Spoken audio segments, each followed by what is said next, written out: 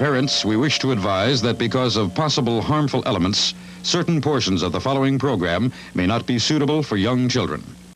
It is the year 2472, and the Earth has suffered a great calamity. Hundreds of years of popular culture have vanished.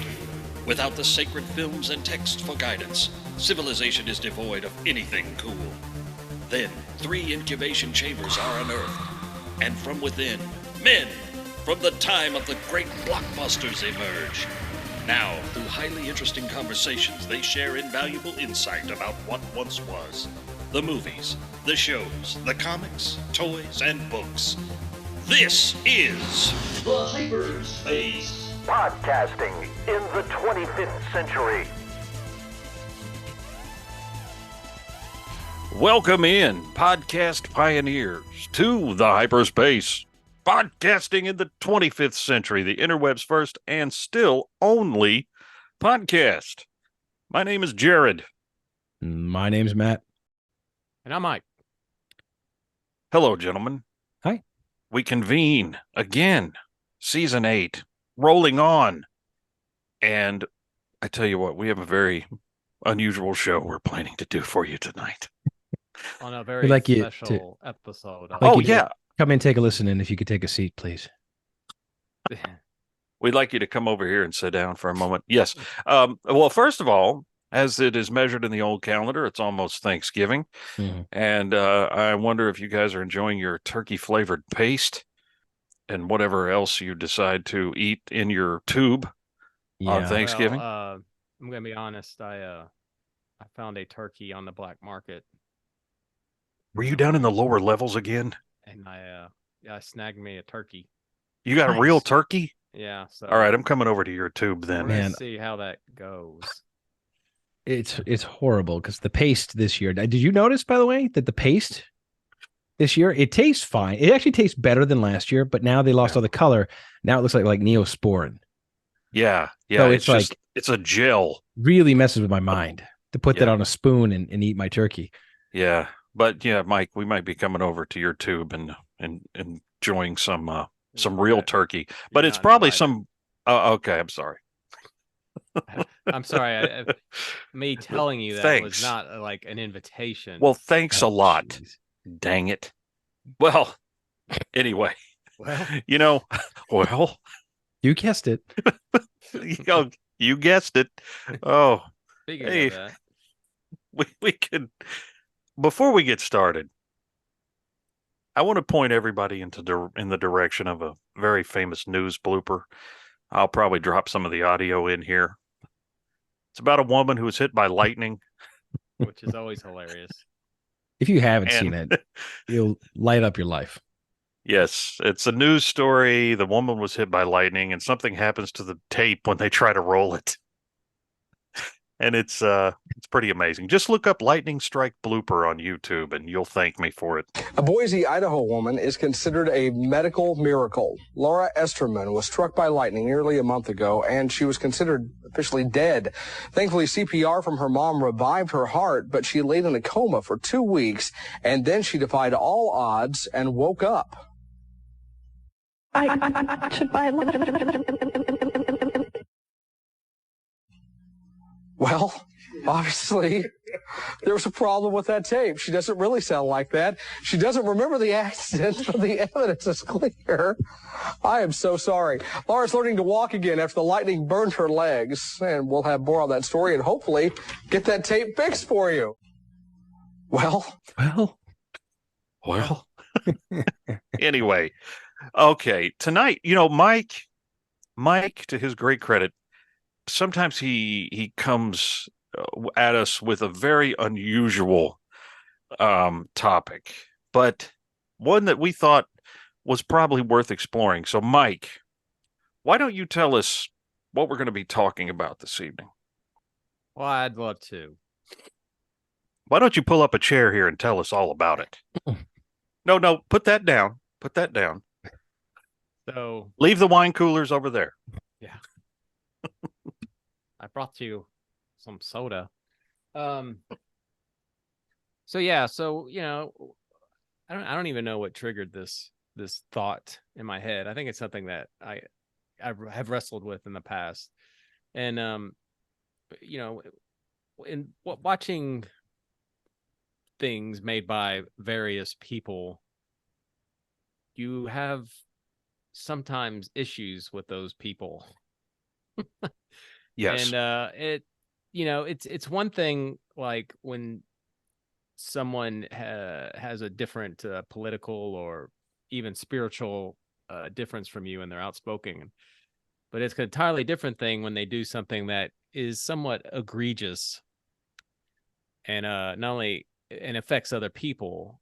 And sometimes it's like, is there a line that exists that will keep you from watching something or enjoying something someone's done when you know that they've done something that is really terrible? That makes sense? Mm-hmm. Yeah. Yep. Go ahead. No, I think we'll get into this. But it's funny because thinking about it, maybe because you're just like a consumer of entertainment and that you're there to be entertained, that you don't want anything to taint that entertainment. And even though some of these people we're going to talk about have done some, to Mike's point, some very egregious things, there are other people that do just little things that irritate me where I don't want to watch it either. Yes. So I mean, it's true. It really is funny how is it me? It's not them, it's me, right? Because it's my problem, not their problem. Well, I think at the end of this, I think it is their problem, and that might be the cause of it, but it's really my choice to really let it bother me. Well, right? I feel like, are you supporting this person? And should you be supporting? Yeah. But I think I do think there is some gray areas that are okay when you can kind of dissect it, which I think we should try to do a little bit. I think one thing that we talked about was that our focus would mainly be on people who have been to prison for these things or have been convicted in a court of law for some of these things. There's no shortage. I mean, chances are if you listen to music or if you consume entertainment of any kind, it doesn't matter what ideological side of the aisle you are on, somebody, an entertainer, a musician, an actor, has said something that has irritated you. I think what we're going to delve into is people who are just bad. some yes, and like I said, things that have involved the legal system and prison time mostly. And also, we're not going to go into deep details of what this person did. You can look it up yourself, or you probably even know. You probably know. But again, I should say, we're not talking about if X releases a jackball tweet and gets canceled. That's sort of not what we're talking about. No, because that's a big thing these days. What we're talking about is people who have done actual harm to other people physically, mentally, and other things like that. And I think I'd like to kick this off by drawing this line by bringing up our friend Gene Roddenberry. Mm-hmm. Look, Gene Roddenberry, he is the father of Star Trek. He invented Star Trek, and all three of us, by and large, enjoy Star Trek. Less so in the Paramount Plus era, but there's a lot of Star Trek out there that we really enjoy, that we grew up with, and Gene Roddenberry had a gigantic hand in that. Especially the TV series. Yes, the original series. Now, however, Gene Roddenberry, by many Trek fans, Trekkies, he is deified by a lot of people. They call him the Great Bird of the Galaxy. The Great Bird of the Galaxy. Now, the thing is, if you do a little reading on Gene, and you don't even have to dig that deep, you will find some pretty egregious say, encounters with women that, in, I guess, the climate of 2023, would get him, say, canceled immediately. Right, it's a fair statement. He's a pig. But yes, a pig, a misogynist, perhaps An adulterer. Oh yeah, his own son, Rod Roddenberry, made a documentary about him, and he tried to dig into this aspect of his father with his mother, who is Majel Barrett Roddenberry, who was the other woman for a time. Yes, and she refused to talk about it on camera, and this is all in the documentary. And she's like, I don't want to talk about this. He's like, Mom, it's part of who he was. It's part of his character. And she's like, I don't want to talk about this. So, I mean, it's not anything that's a big secret. However, it should be pointed out that Gene Roddenberry was never spent any time in jail. Never convicted. As far as I know, he was never accused even of being. No, it was consensual. Yes, his relationships were consensual. However, he was a producer, and he did bed many actresses who were hoping for employment. Now, again, I like Star Trek. I think Gene Roddenberry has a talent for world building. I've got shelves of books, of Star Trek books, in this very room. But as Mike said, these were consensual adults. He never went to prison. He was never jailed. And, in the eyes of the legal system, shouldn't have been jailed. These were just character flaws. These were his choices that he made. We say all that. Go ahead. I'm gonna add to that, because and this is where I think it's different, is his writing. Well, also, he wasn't the only person involved. So there was other voices, even though he was the main voice. So there was other voices, and there were limits. He had limits of what he could say on network TV. It wasn't like so his vision was very sanitized, which I think is what made it successful. He wasn't like allowed to just run rampant and do whatever he wanted. Usually in any kind of art like that, some kind of limit is good. Yes, I agree. And I think he also he was a veteran of World War II. Yes, so he knew what right and wrong was, and he knew how to use it in the story, because his characters were all obviously on the side of right. Mm-hmm. So correct. Yes. So what I would say is his behavior didn't necessarily impact what he produced, as far as the original Star Trek. That's a fair point, but I think this is just another cog in the gear of Hollywood, of countless stories of men in power who have abused it over the course of their careers.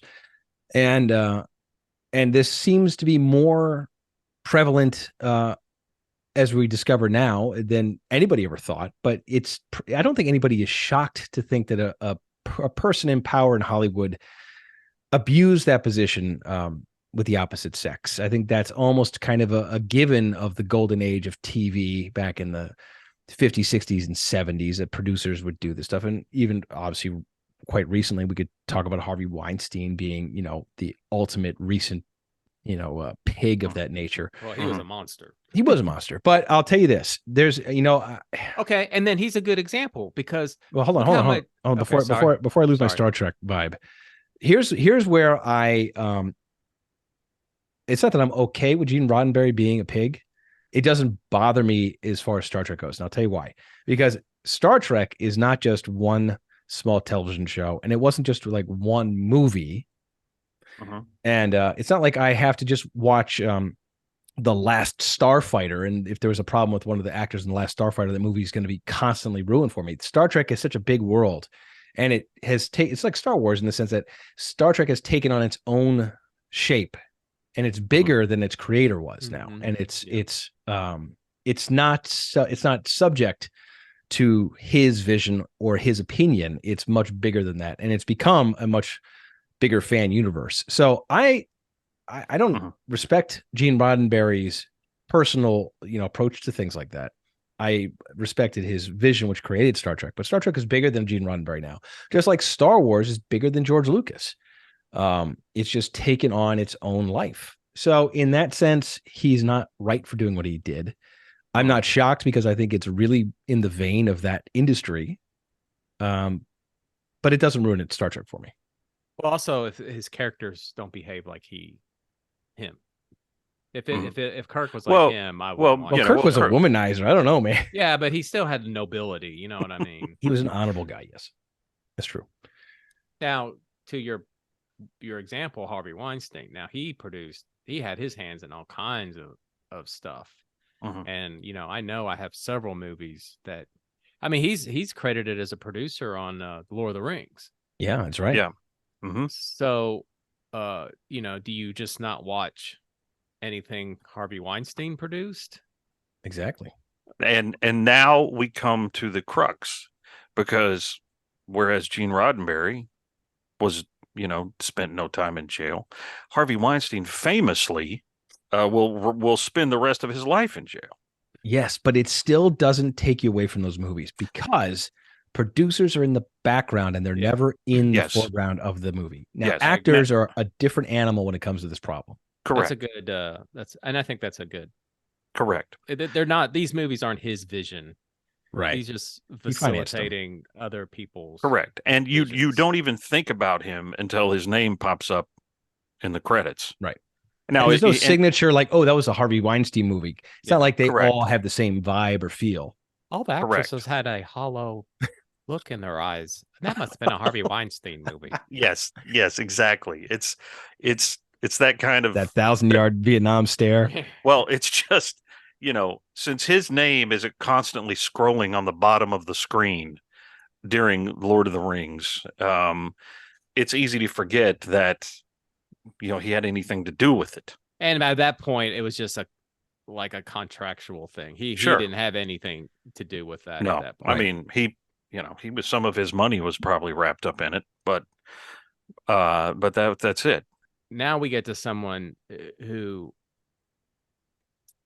had a brilliant performance and was just a total evil piece of crap. And it's really affected my viewing of this specific movie, is Ferris Bueller's Day Off, where you have Jeffrey Jones. Who, I mean, I'm sorry, the thing he did, and unfortunately, it's apparently he was acquitted, wasn't he? No, I don't think so. I thought he was convicted. He has to register and everything. Let's see. No, he did it. I mean, he did what he got accused of doing. The girl I dated in high school, her mother, down when I was out of college, this girl's mother lived right next door to this guy in Sarasota. Oh, you are kidding me. Yeah. And I don't know if they ever interact or not, but he was right next door to her. Anyway, so now when I watch that movie, it's really hard to, and he was like a really good part of that movie. I mean, huge. He had like so many great lines that you could, so that's how it is in their family, stuff like that. 9 times. Famous. I still say 9 times like that. He was in Beetlejuice. Yep. He was in Howard the Duck. Well, but the point then is like, but that's not, he didn't write it. He didn't produce it. It's not his vision. He was just paid to speak some lines. Yeah. And these things and these films that we're talking about came out, I mean, well before a decade before this stuff came to light. Yeah, right. But the lines that he had in these movies and his parts, I mean, he was a very memorable character actor. I mean, Ferris Bueller would not be Ferris Bueller without him. Correct. He was great in Beetlejuice. He's in everything he is. He's a Deadwood. He was a great actor in Deadwood. Okay, let me talk about that for a second, because that's the only time when I saw him in something that made me go, ugh. I don't know if this was a great choice. Yeah, but they brought him back for the movie too. And it's the movie that I'm talking about, because during Deadwood, that stuff happened shortly after Deadwood ended, and then they did a reunion movie a couple years ago, and they brought him back after all this, after he had been to jail, after he had been to prison, and is still on I think he's still on probation for some things, but he was in the movie, and I was like, hey. But there you go. Yeah. That affected your viewing, and that instantly took me out of it. And I was like, I can't believe that he's in this. That seems a little tone deaf. I mean, why did you bring him back? Correct. And again, we're not talking about big part, or was it? No, he wasn't in a lot. He played a journalist, and he wrote for the local paper or whatever. But it was a very small role. I mean, it was a noticeably small role in the movie, but still, it was just, that was definitely a time when I was like, well, maybe he could have just been killed off screen or something, or just died between the series and the movie. There's no reason you wouldn't have missed it. You wouldn't have missed his character. Yeah, it was a huge gap between the two. Like, there was 10 years at least, and so that's definitely a good case of when it was like, oh man, because all this movie came out after all that stuff was done, and that's the part. That's part of my, I guess, cognitive dissonance when I watch Ferris Bueller. For me, a part of my brain shuts off and says, well, this is before all that stuff happened or came to light. I don't know what he was doing back then. Right. But those, I can still enjoy Ferris Bueller. I still watch it occasionally. And yes, when he comes on screen, you're like, yeah, there's the scumbag. Again, we're talking about something that is not Jeffrey Jones's. He didn't make some statement on Twitter that irritated me.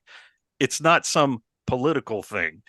Jeffrey Jones did a crime, a bad crime, heinous. One of the worst crimes that you can do aside from murder, which in my opinion, there are varying levels of things. But what he was accused of was extremely heinous, and that's a great example of just me, fairly recently being just ripped out of a story because of his presence. And let me mention another one too, which we didn't really talk about before, but Bill Cosby. Oh my God! Bill Cosby. Maybe what? I just watched a thing on him, and maybe that's what triggered this thought in my head. Bill Cosby.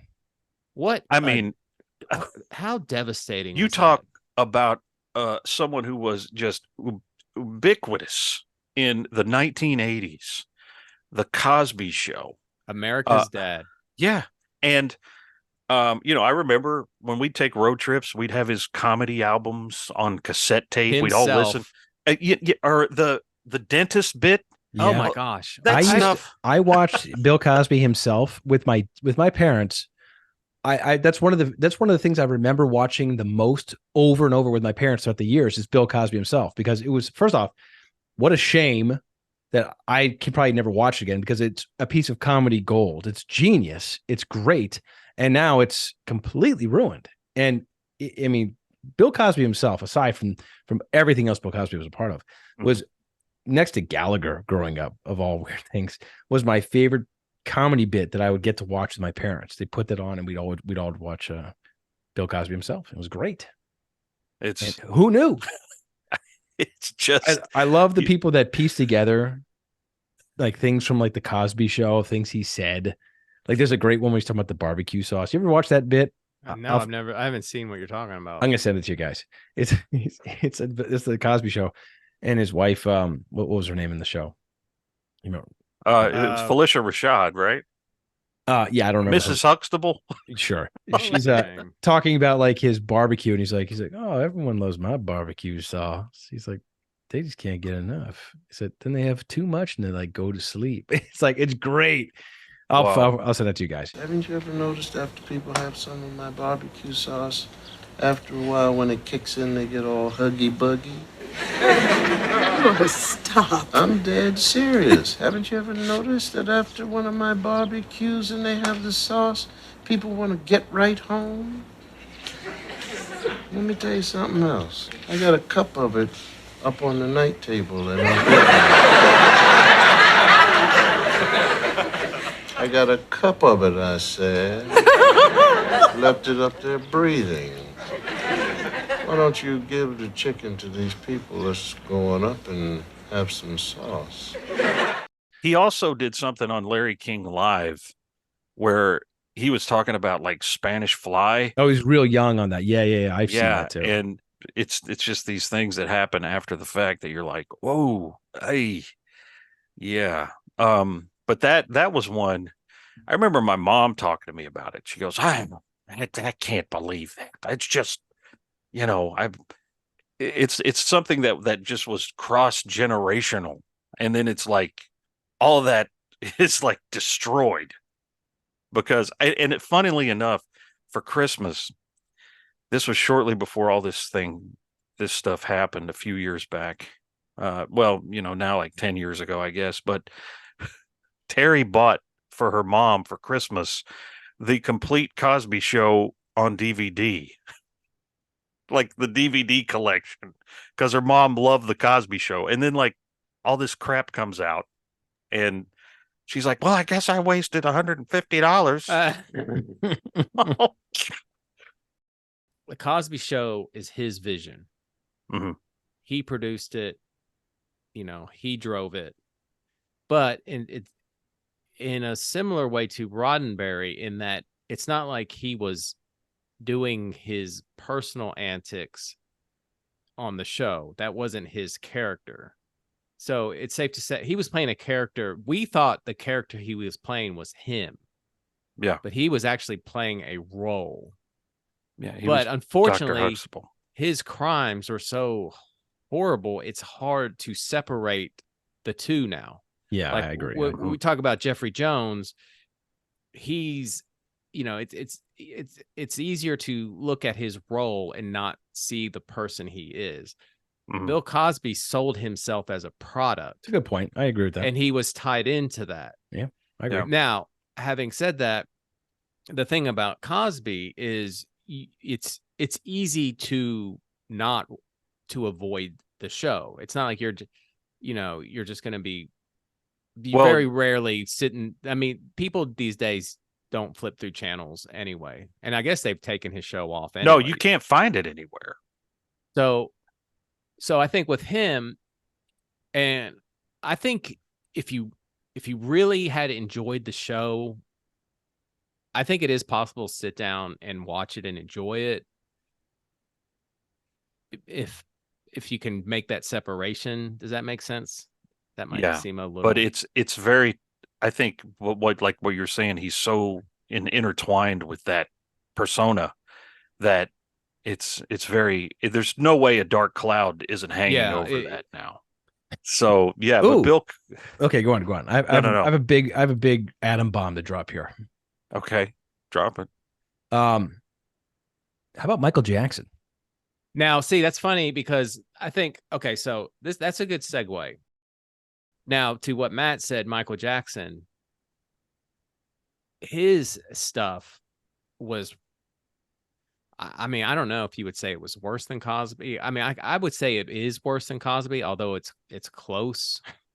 Now, anytime you exploit another person, I mean, I think you should get the most severe penalty possible. Now, look, Bill Cosby, rightly so, canceled. Can't find his shows, can't find his specials, can't find his comedy bits that they used to play all the time. Canceled, gone. Doesn't exist. Michael Jackson still played on the radio. Yes, that's what I was going to say. And he's still on. Now, is this just a real good example of money talks and money is king here? Well, I'll say, I don't know, because I mean, in some ways, music's worse than TV because music bombards you like nonstop. TV, you can turn off and on. Now, that's not to say that radio stuck in your head, Mike, that always plays. Someone somewhere is always playing music somewhere. Yeah, that's right.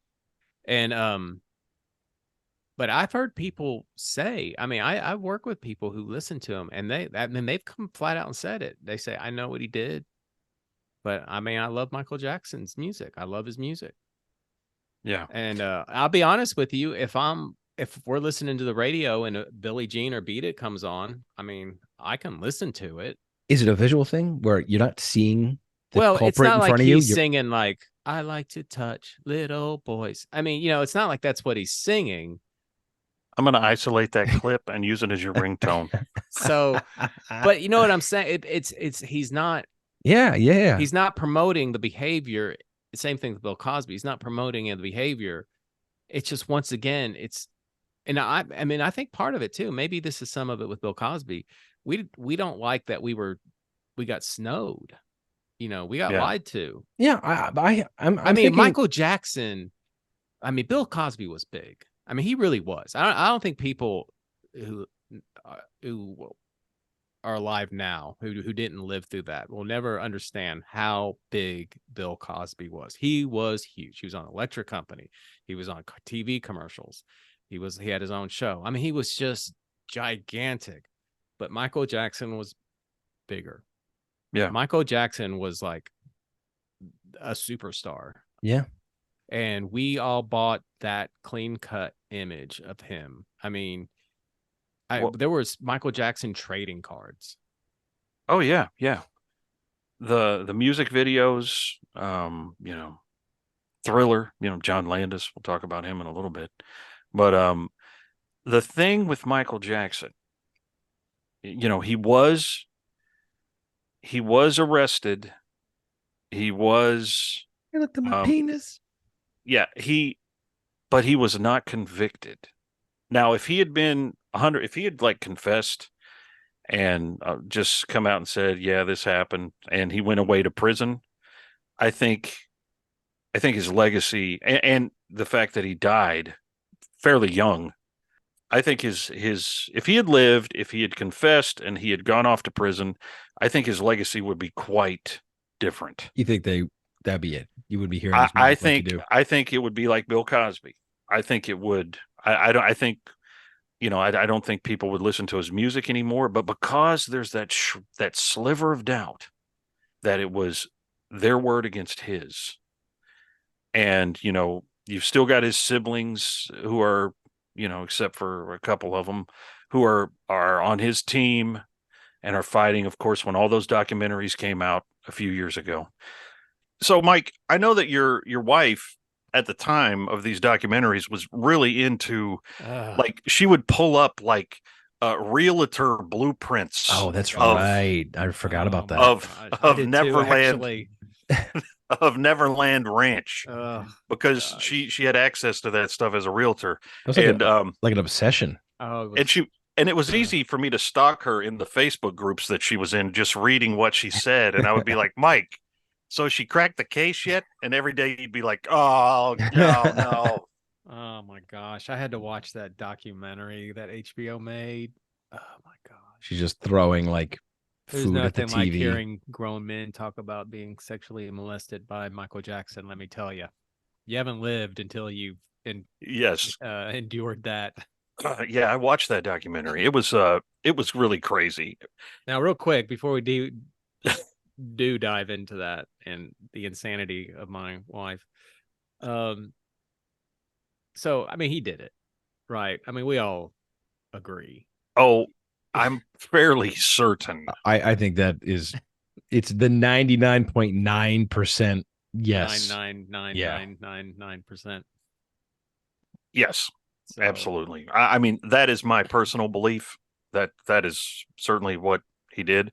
Now, I know there's a lot of people out there who don't think that that's the truth, but I tell you what, there's a lot of smoke there, and you know what they say: where there's fire, there's fire. Where there's fire, there's fire. Yes, man. It's just went on for a long time, and apparently he'd been doing it like back before. The parents who enabled it, the kids that were at the ranch. Was that one kid he had started a relationship with that he'd talk on the phone with? Look, I'm sorry. Bubbles? No. It was some other kid. He had actually a cassette of their conversation. Well, Gross.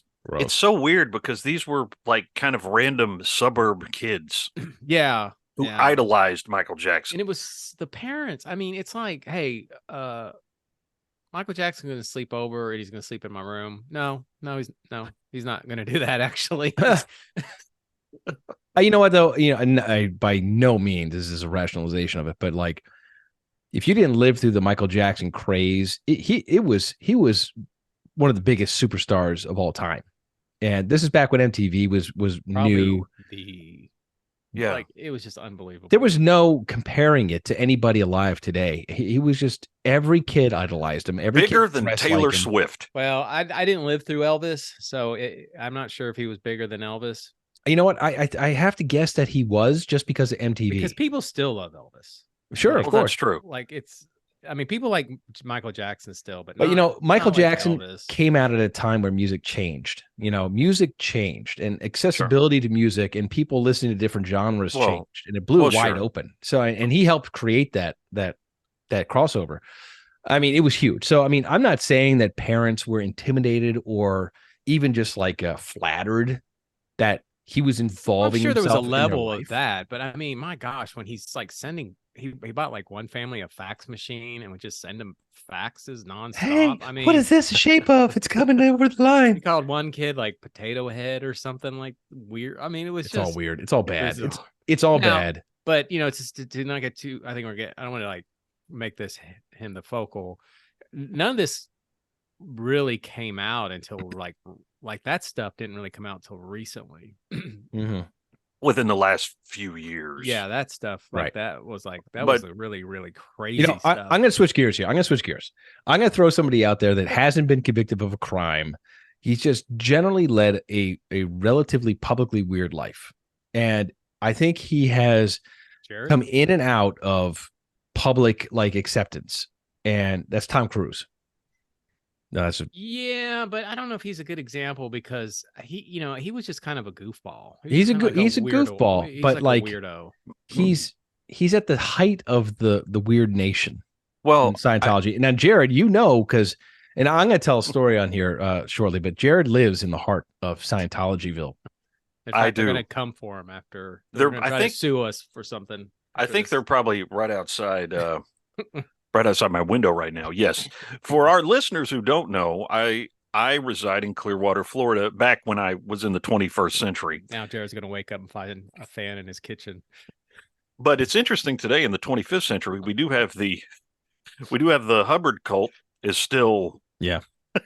They have their own enclave down in the level 17. And there's a three-party system. Distance.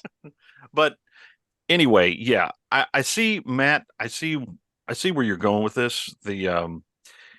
And it is a bit of a detour on the road that we're taking, but it's germane to the conversation because.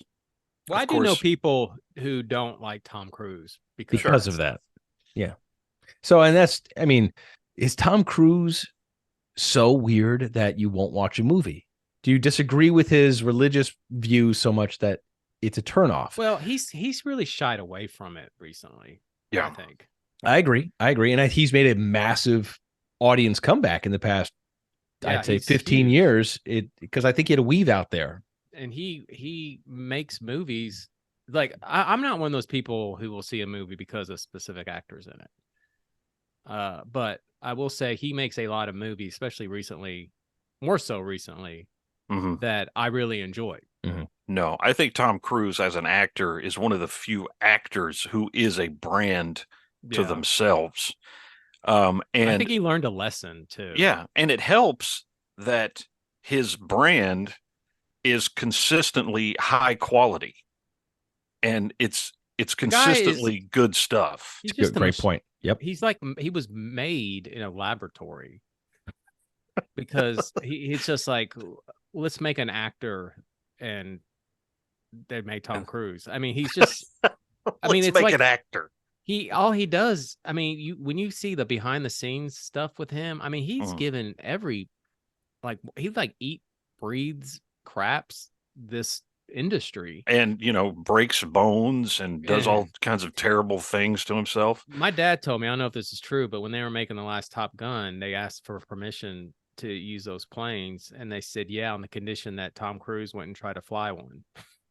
Oh, well, there's people that are convinced that he was flying F-18 Super Hornets in that movie, which he was not. However, he was on board them, and he was, that scene where he's taking off from the aircraft carrier, he was in the back seat of one of those planes, that's kind of unprecedented access for an actor to have.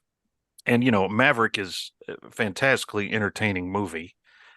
The Mission Impossible series just improves with age, especially part 2, which is definitely the crowning achievement of that particular franchise. But having said that, now I can, but I think it helps he's distanced himself from it because he was a big proponent. But Scientology is, a pretty terrible thing. It has a universally kind of like accepted, like people revile Scientology. I mean, and the more that comes out about it, the more people get knowledgeable about it, the worse it seems. I watched some of that. What's her face? Leah Remini. Her stuff. Mm-hmm. HBO did that documentary, Going Clear. Is that what it was called? And they're just genuine. Going Clear. I'm not talking about the people who join. I feel bad for the people who join it, but the people who run it are just awful. It's true. Tom Cruise was big buds with that guy who was the head, and that guy, I mean, if that guy doesn't rot in hell, I don't know. David Miscavige. Yeah. These people probably should be in jail, a lot of them. And I've read some books about it. Of course, there's some interest for me since I'm right here amongst it. But I think Cruise has transcended that. I think I think so. I think his for brand, the most part, to Jared's point, his brand has transcended it. You're getting a quality piece of material from what he does. So in that sense, we overlooked that and moved past it for the most part. But it does help. Like in 2005, I think he was promoting Mission Impossible 3 is when he went crazy on Oprah Winfrey's show. And he went into his diatribe about therapy and, people who have to go to therapy for postpartum depression and all this stuff. So this is a good segue because he did that interview with Matt Lauer and he came across as very condescending. Yes. But then I know he wasn't Matt wrong. Lauer. Holy cow. Have you heard the stuff about what he did? Yes. Matt Lauer was that's another example, I guess, of what we're talking about. But Matt Lauer, he got thrown into the outer darkness. He's never come back. Yeah. He just got, I don't think he was ever, he's not going to serve any jail time, but he was outcast by society. He's a pariah. He did. I mean, out in the open. I mean, what it'll be fine. Well, this will never catch up with me. And if you saw him again on anything, you'd be like, why did they hire him? Right. Yeah. You'd be like, why am I watching something with Matt Lauer in it? And Matt Lauer's done because of that. He's done. In your mind, he will never, ever make a comeback. So his penalties, if any, are civil penalties. People are suing him for money. Right. I know the Tom Cruise one was a little different, but I just wanted to get an opinion and see what you guys thought about it. Now I want to talk to people who just seemingly got off scot-free, like didn't have any repercussions. Like everyone we've talked about has had some sort of ding or just out and out career ending things. But there's some out there who did some pretty egregious stuff who's still out there. And one, like I got a couple of examples I want to bring up. One, is Vince Neil. Tell me about Vince Neil, because I don't know much. Yeah, tell me, what did Vince do besides just being Vince Neil? He was drunk driving. I mean, they were. Oh yeah, I remember. They were blasted, and he was with I think he was with a band member from a group called Hanoi. Right. And they smashed into a car. Hanoi Rocks, yeah. And there was I think it was two women in the car, and they were permanently physically They didn't kill him, but I think it may have given at least one of them brain damage. But they were both like they're like physically affected for the rest of their lives. And he killed. Now the guy in the car with him is a little different because he got in the car with Vince, so that's kind of like on him as well. But the people that they hit, and he didn't serve that much time in jail. And I remember, like, seeing an interview with, I don't know if it was Tommy Lee or Nikki Sixx while he was in prison, and they were like nonchalantly like, "Yeah, Vince will be out soon. We'll get back to doing what we do." It's like it's a total disconnect. It was just it, but I did see an interview with Vince Neil where he talked about it, and he did seem a bit genuinely sorry for it. But I think that's why, I think that may be why he still has so many problems. Just read some of it. Apparently they were really good friends. Guy's name, what's his name here? Yeah, they were out. Razzle. They were partying. They ran out to get some more beer or something. Yeah, they were good friends. I mean, you know what? Okay, look, this is the deal, right? I was just thinking about Motley Crue today. Actually, it was kind of funny you bring it up. Motley Crue is probably the biggest. Now, I'm going to say this, and I'm going to qualify this. Probably one of the biggest rock bands of all time. And I agree with that. No. Hear me out. Only because of like the 80s stadium rock. Like, as far as rock stars go, drugs, alcohol, women, big stadium things, nobody did it bigger than Motley Crue. These guys were like hot. Not only they did it, they wanted it. But see, to that point, I don't really like Motley Crue, and I think a lot of it has to do. I don't think their music's really that great, but also it's a stamp of the 80s. They're scumbags. They are scumbags. They were notorious for being the biggest drinkers in California, in that scene, in the hair metal scene. They were the biggest drinkers. They were the biggest partiers. Nobody could keep up with them. I read Duff McKagan's book, the bassist from Guns N' Roses. And these guys also, Guns N' Roses, were legendary partiers, but Duff McKagan was saying like nobody could keep up with Motley Crue, especially like Tommy Lee. Like they were Guns N' Roses was saying they're like Guns N' Roses said that nobody could keep up with Motley Crue. So these guys were the biggest partiers. These guys were they were rock stars. I mean, if you could think of a rock star in the 80s, that's what these guys epitomized. The drugs, alcohol, the women, the big band, the big stadium, the big noise, the getting in trouble. I remember that ridiculous thing where Vince Neil and Axl Rose were challenging each other to fights. Do you remember that garbage? Yeah. But it was all like part of that 80s and early 90s scene. And they were big rock stars. So no matter what someone like Vince Neil did, it was kind of like expected. Oh, he crashed a car and killed somebody. Yeah. And maybe that's why I kind of went over everyone's heads. Yeah.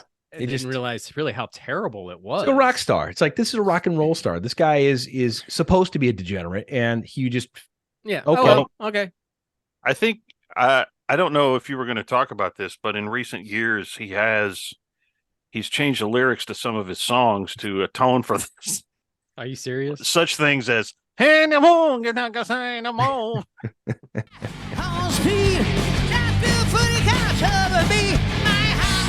What out? Now we got the cops helping me out. Midnight, 103 in my house. It's bad. It's bad. Yeah, and I'm dropping some audio in too. I love when they subtitle it. Yes, it's just nonsense. It'd be one thing. Scrambled eggs at high noon. It'd be one thing if you feel like when they talk about this stuff, they have some kind of like remorse, or they've learned a lesson, or they present themselves as a cautionary tale. You know what? It's funny that you say that. Two things. One, I bet Vince Neil doesn't even remember it. He was probably so blacked out drunk. There's no memory, but anyway, he just gets told the story, so he has to create feelings. By the way, Vince, you killed someone, just in case you forgot. And two, do you remember when they used to do these PSAs with rock stars? Yep. And yes, I'm sure Vince was part of it too. Stoned when they did it. Yeah. So it's like, that's all part of the scene, man. It's like, I don't hold it against them because I don't have any expectations for them to be better than that. Do you have another one from the music world, Mike? Well, there's probably plenty to choose from. Here's one, because Gary Glitter. What a scumbag. I mean, that guy should be executed. The worst. He was. And the I worst. was at one of my son's football games, and they started playing that and I'm like, should you be playing this at a kid's football game? Explain Gary Glitter to me. He was one of those Great. guys who'd go to countries where, I mean, well, I know we talked about not getting into detail, but child prostitution. Okay, yeah, you gotcha. And was that the guy in the clip that Matt sent a couple days ago? Yes. Okay. Oh yeah, where the girl Called him out on that. It was great. Yeah. See, this stuff doesn't happen in the 25th century because everyone who's born is in the clone tube until they're 25. So yes. The crime has kind of gone away. But let's see, is there anyone else? I mean, I don't know. But it is kind of sad that rock stars do seem to kind of get a pass on that stuff. And I think really an egregious thing too is the way they exploit their groupies. Well, I think that's part of the perks, right? Yeah, I know, but still, it's kind of like a crappy thing to do. These women think you're someone that you're not. And I don't know if any new band. Look, this is terrible because I really probably not up as much on the new music as maybe I should be, but the new music sucks. Oh yeah, it's terrible. And kids today don't understand like what rock stars were like. Yeah, they just go through like they just come and go. I don't even know who's big right now. Bands used to know like all the band members. Taylor Swift has probably somehow now all these South Korean bands. K-pop. You knew the K-pop stuff. You knew every band member's name. You knew the instrument they played. You knew the lyrics. It's like you knew you followed their exploits through magazines and just like you wore the band shirts and stuff. And it's like, it was a whole culture and that is kind of like evaporated. I don't really see that anymore. I don't see it around. So, I mean, like it might be hard for people to understand when I say or qualify a rock star's life and like how this stuff might get the pass because they're being, debauchery and being just general degenerates. It might be kind of hard to fathom, but like back then, this was like, they were rock stars. These guys were like as big as they came. And I remember when we used to work together, Bret Michaels came. And I remember thinking, and he was a nice guy, but I remember thinking to myself, like, man, I'm in like a room with like a really, like this guy was a rock star. This guy has there's a guy who has really turned around. Well, no, I mean, just like has been able to market himself to keep. He's seen it. This guy has experienced every aspect of the rock star lifestyle out there somehow. Yeah. But so I'm gonna go back to the movies because I mean, I knew about this when this happened because it was really big news. But then recently I read more about what happened, and it's really altered my.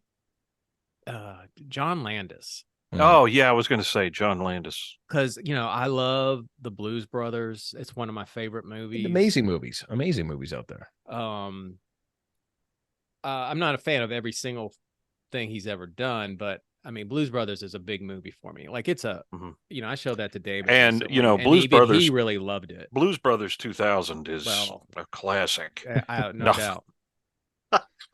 No, it's not. It's terrible. But I mean, and I didn't realize this, but this, because it was the movie Twilight Zone that this happened. And, this ended his and Spielberg's friendship. Rightly so, I would say. But what happened was, and this is, it wasn't just like it was an accident. Why don't you walk people through what happened? They had the helicopters. This was on set. This was on the Twilight Zone, the movie. And had Vic Morrow, the actor. And they had hired these two Vietnamese children, like off the books. They were not there. They were working off hours because there's like time frame that children are allowed to work. And if I'm not mistaken, the whole setup was questionable as well. But the footage, and they used to show the footage on TV, which is really shocking. But it's Vic Morrow carrying these two kids in this like logging it through looking thing, and there's a helicopter hanging on the set, and the helicopter falls, and the blades like you see them go down in the water, and then you see the blades go down right where they were, right where you saw them go down. You don't see it happen, but you see it happen, but you don't see any of the violence. But when I read that, I was like, I mean, that should have been like a career-ending thing. And he went on. I mean, as far as I know, he's still doing stuff. I mean, but he went on to do a lot more after that. And I watched, when I read about that, I was like, how is he allowed to work? But there's one even worse, and we talked about this briefly. Is there was a filmmaker, I forgot his name. I got to look it up. Oh, is this the Powder guy? Yeah. Yeah. He made these horror movies too, Jeepers Creepers, Victor Salva. Okay. And he made a movie, and he not only like molested a boy who, I think the boy ended up killing himself. He was a cast member on that. Yes, a cast member. He recorded it. And then, yeah, and then he got hired to make a Disney movie. Wasn't Powder a Disney movie? He had, I think he had time served, or he had just been paroled, and they still hired him. And then he did the Jeepers Creepers movie. Now, when I saw Jeepers Creepers, I knew about that, and I still went to see it. That's one of those, I look back, I'm like, why did I do that? But then years later, I found out, like, the reason he was able to recover was because of Francis Ford Coppola. Like, Coppola hired his attorney for him and all this stuff. Like, he was Coppola's protege, actually, if I'm not mistaken.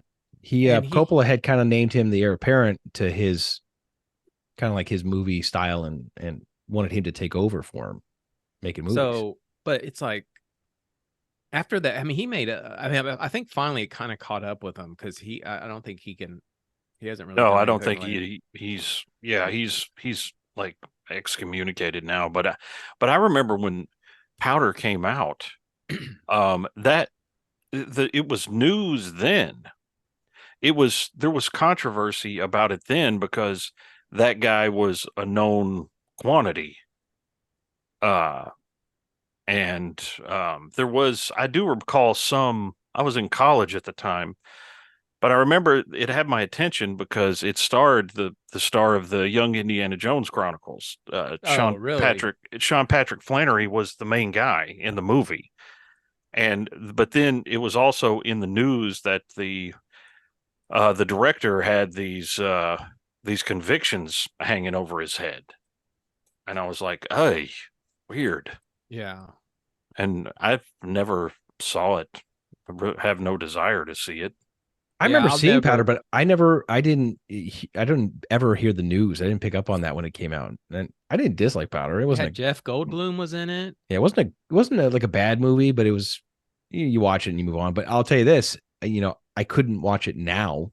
No. If it came on without thinking about it. I wouldn't watch it anyway, but I definitely would be like, I'm not interested just because of the director. Like that? Well, is there one we can end on a happier note? A happier note of someone who's terrible? I don't know. We talked about Pee Wee Herman, right? We haven't talked about Pee Wee. All right, you know what? Let's talk about Pee Wee. This is okay. He's a gray area. He's really a big. Let's talk about Pee Wee. And now Pee Wee, this happened. I lived in Bradenton, Florida, when this happened, and he did this in Sarasota, just a couple miles down the road, and I know the place. And Pee Wee Herman was like, he's a weird phenomenon. This guy, like, always quirky. It's Pee Wee Herman, and when it happened, it's a little bit like Bill Cosby, because the character was so innocent. I think, yes, but I think everybody was really shocked. Oh, it was shocking. Really shocked. It was almost like a really big, massive crime happened, and the poor guy's just trying to go and rub and play. Well, the rub and play sets, Pee Wee's Playhouse, rub and play, terrible. Yeah, and I remember, I think. Me and Matt would have been, this was when we were like probably 16, 17 years old. I think it was still in high school when this high school when it happened. Let's see. And very, very unfortunate for him. Now he did get arrested, and I don't. 1991. Okay, 91. So we're but then he got caught with some. Well, it's like some child pics were found or something. Like he was accused of that. I don't know. I don't remember that, but yeah. When was that? You don't. Yeah, he got. I mean, because it was almost sort of the same thing as Jeffrey Jones. Hold on, let me look it up because it was. But somehow he was cleared of it. Did this happen before or after? Because they said he was. No, it was like around the same. What year was time. Batman Returns? 1992. Okay, so this is right. So this is like right after, shortly thereafter. Yeah, because Batman Returns was kind of Tim Burton was kind of, I think, trying to help him come back. I'll tell you this: I remember watching Batman Returns and thinking, "Ooh, they put Pee-wee in this." Well, I didn't recognize him. It wasn't until later that I realized. Yeah, he was. He played Cobblepot's father.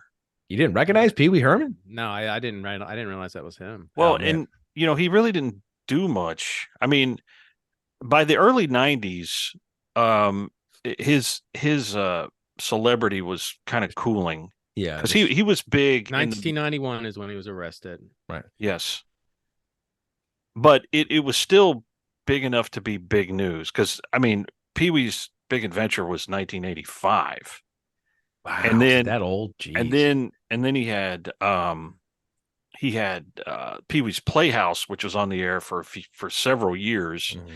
But I think by the time the 90s rolled around, he wasn't actively Pee-wee Herman anymore. Right.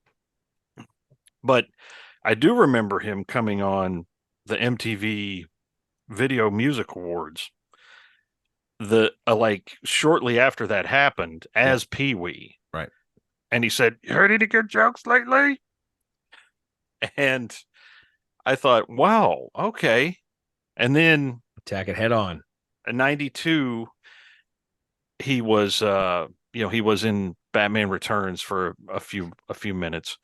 But now I'm not sure what the pictures thing are, but let me it is real quick. Okay. So it was apparently the same people that were going after Jeffrey Jones raided his house.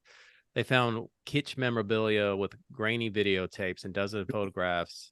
They categorized as child pornography, but apparently they said it was an inaccurate description. It was and I don't know what kitsch memorabilia is, but apparently he had Rob Lowe's sex video, which I mean, well, who doesn't have that? I mean, I've got that in my office. But apparently, December he pled it not guilty. The child pornography charges were dropped. It was a misdemeanor. He plead to a lesser misdemeanor of obscenity charge. I've got a great segue of Pee-wee. Okay, now Pee-wee Herman recently. Well, he was required to register and was not allowed to be in the company of minors without permission of parent or legal guardian. Okay, so really, I don't think any of that stuck because when Pee-wee Herman recently passed away, he was kind of universally like mourned by celebrities, by the internet, by social media. Whatever bad reputation he had didn't follow him to the grave. Yeah, well, here's the deal. Hold on. Wait, hold on. I think the movie which set him in the right direction with the audience was Buffy the Vampire Slayer, where he had a pretty funny role in that, actually. Now, it's funny because Buffy the Vampire Slayer, obviously created and directed by Joss Whedon. Joss Whedon. How about Joss Whedon, folks? You know what? I never liked that guy.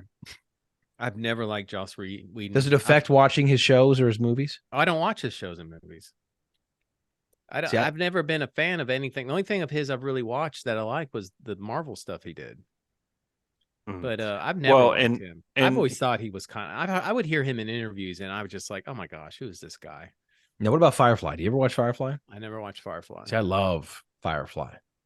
But it's slightly tainted now, believe it or not. Well, even though I do love Firefly because of Joss Whedon. But he's just a jerk. Yeah. He's like a Gene Roddenberry. He's like a jerk. Well, and it's like you always wonder about these stories of how much credence they have because they happened so long ago. to hear the stuff that he was saying. Like one girl, he had, when she told him she was pregnant, he was like, "Oh, well, are you going to abort it?" I mean, what a piece of crap he was. And I think what happened is he got, I guess because he's working with these kind of unknowns. Mhm. And I think where he made his big mistake is when he got on Justice League and he decided he was going to talk to Gal Gadot like that. It's a good point. That's a good point. I mean, it's an intimidation factor, right? You're a director, you're a producer, this is his show. Nobody's going to speak up and risk their big shot of making it. But to your point, that only goes so far with star power. Sure. Before it comes back and bites you. And I like the way she kind of addressed it because they asked her about it. And she goes, "Yeah, there was an issue and I addressed it." Yeah. And that was it. But that's interesting that, she was, she took it to, like, I guess Warner Brothers brass, and they were handling it internally, but then all this stuff started coming out about him. But then Jason Momoa said was saying how terrible it was. And I'm like, dude, you could probably crush his skull with the palm of your hand. What is happening right now? I don't know. I mean, I think a lot of people are in these situations where they're like some cognitive dissonance, like, man, I'm being paid millions of dollars to be in this movie. And if I go up and I assault the director, then my career's over. And I think a lot of that just plays into it, to what Mike was saying. I think there's just reluctance, especially when it's a notable director, writer like him. If Jason Momoa was arrested for assaulting Joss Whedon, I mean, it wouldn't matter much if he's like, well, yeah, but he was calling Gal Gadot all these names and saying awful stuff to her.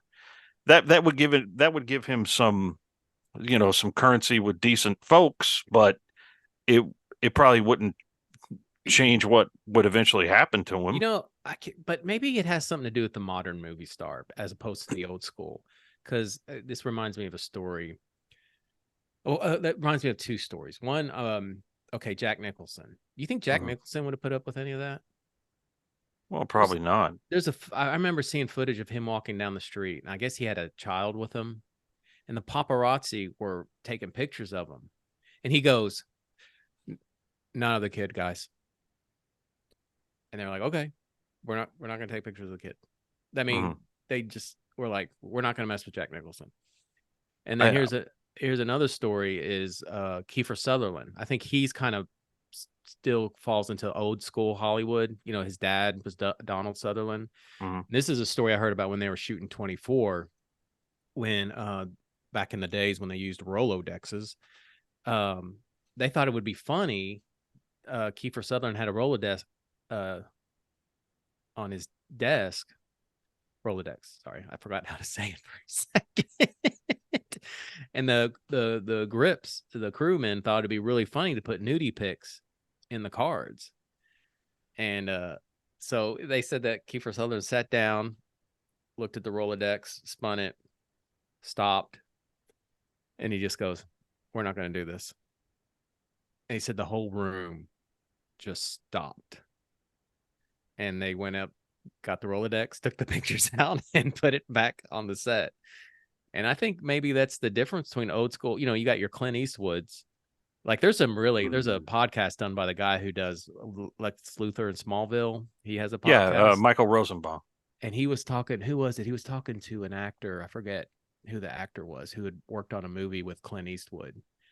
And he was talking about how Clint Eastwood dealt with Kevin Spacey when Kevin Spacey would get all actor-y.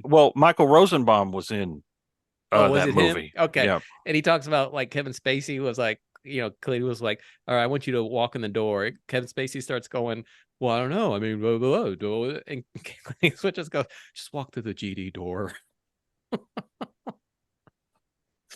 Okay. Anyway, I don't know if I made my point. I really kind of got off track. I think before we move on from this, Michael Rosenbaum, it should be noted, he has seen our infamous Predator commentary. Are you serious? I remember you told me this. Yeah. You remember John? Yeah. John used to be like best buddies with him. And Are you serious? yes, and he showed it to Michael Rosenbaum, who thought it was a riot. Oh wow. This is a commentary no one will ever hear, ever. It's so good, but because it is full of horrific. Anyway, so look, all right, and before we wrap it up, Mike, what I'll say to you is what we were looking at. You said, the old school actor. Back then, it was the culture, I think, was more centered on the actor. Like they didn't, I don't think, with very few exceptions, back then you weren't elevating the director and writer to the status that they are in these times, where you could have Jack Nicholson step in and say, yeah, just don't do that. I don't care. Or a star could step in and say, hey, you need to treat them better. Whereas these days, I think the director and writer is held in a certain esteem, and the actors now don't feel that they can say those kind of things. No, that's a good point. I agree to an extent. But I mean, like, you go back to Alfred Hitchcock. Alfred Hitchcock was notorious for being a tyrant to his cast and crew. Oh, that's true too. And it's, I mean, I think more so it has switched, but you had those titans back then that nobody would go up against. Well, I doubt Hitchcock talked that way to James Stewart. Well, no, probably not. But he wasn't very polite to the ladies, so that is also true. But I hope that we've made some sense in this conversation. I think we've brought up some good points. Yeah. We got a little heavier than we usually do on the hyperspace. But we hope we gave you something to like think about. You know what? I'm going to go right now and listen to Bill Cosby himself. The album. Talk about barbecue. I'm going to listen to the barbecue sauce speech. I'm going to guys, tell me, right? Oh my gosh, that was horrible. Come on. The barbecue sauce? I mean, made my skin crawl. If you're listening, go YouTube Bill Cosby barbecue sauce. Yeah, don't even worry about it. It's going to be dropped in as a sound drop. But so where do you fall on this? I mean, do you watch Ferris Bueller and think, oh man, Principal Rooney's my favorite character? Or you fast forward through the scenes. Yeah. So where do you fall? Please let us know. Get with us on Facebook or Instagram. Tell us what you think. Now, in the 25th century, of course, in this very sanitized, sterile, androgynous world we live in, this is no longer an issue because nobody has genitals. So, except for the three of us who were transported here, but us and our genitals brought into the future. This is completely off the rails. All right. Well, season 8 is going to continue on with us and our genitals. I can't land this plane, Matt. Somebody help me. Guys, we got a lot of stuff coming up. We've got commentaries. We have fun conversations. We got all kinds of stuff coming back through time for the 25th century. So, yes, subscribe, tell your friends, and we will be back with our genitals. Oh, boy. Duff McKagan, I read his book from Guns N' Roses.